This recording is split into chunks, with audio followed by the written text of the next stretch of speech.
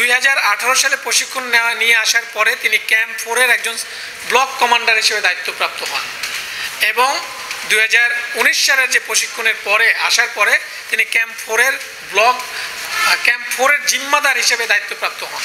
পরবর্তীতে এই রিসেন্টলি সাম্প্রতিক যখন ওসমান, যেটা মগবাগী ওসমান এবং হাসিম যখন গ্রেপ্তার হয়ে যায়, পরবর্তীতে তিনি কিন্তু এই 3টা ক্যাম্প নিয়ে যে জোন হয় সেই জোনের জোন কমান্ডার হিসেবে দায়িত্বপ্রাপ্ত হন এবং এই জোন এবং জোন সংলগ্ন আশপাশের যে আধিপত্য বিস্তার, যে হত্যা, অপহরণ বলেন, তারপরে মাদক ব্যবসা বলেন, এই সবগুলো জিনিসগুলো নিয়ন্ত্রণ করত মূলত এই হাফেজ কামাল।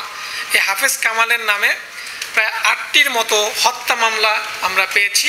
এছাড়াও তার আমরা সার্চ দিয়ে বিভিন্ন ইস্যু থেকে খোঁজ নিয়ে আমরা তার বিরুদ্ধে প্রায় 11টির মতো মামলা রেকর্ডেড আমরা পেয়েছি।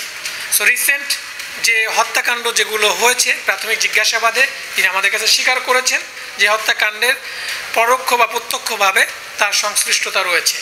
তিনি তার আদেশক্রমেই এই ধরনের অপরাধমূলক কাজগুলো ঘটে থাকে এবং আনসারুল্লাহ সেম 2017 সালে বাস্তুচ্যুত নাগরিক হিসাবে আসে এবং পরবর্তীতে এক পর্যায়ে তিনি আরসায় যোগদান করেন এবং এই কিলার গ্রুপের সদস্য হিসেবে কাজ করে এবং তিনি খুব ভালো কাজ করে। হাফেজ কামাল আনসারুল্লাহকে তার বডিগার্ড হিসেবে তাকে নিয়োগ দেয় এবং যে আরেকজন সাইফুল ইসলাম, তিনিও এই আরসার এই হাফেজ কামালের যে গ্রুপটা রয়েছে সেখানের একজন ঘনিষ্ঠ সহযোগী হিসাবে এবং কিলার গ্রুপের সদস্য হিসাবে তিনিও সক্রিয়ভাবে এই আরসার সদস্য হিসেবে কাজ করে থাকেন। এই ছিল। তো আমরা এখান থেকে আপনারা জানেন যে একটা G3 রাইফেল এবং একটি লোকালি মেইড একটি LG এবং 7 রাউন্ড অ্যামুনিশন সহকারে এদেরকে গতকাল গ্রেপ্তার করেছি এবং গ্রেপ্তারকৃতদের বিরুদ্ধে পরবর্তীতে আইনানুগ প্রক্রিয়াধীন বা আমরা ব্যবস্থা নেওয়া হবে।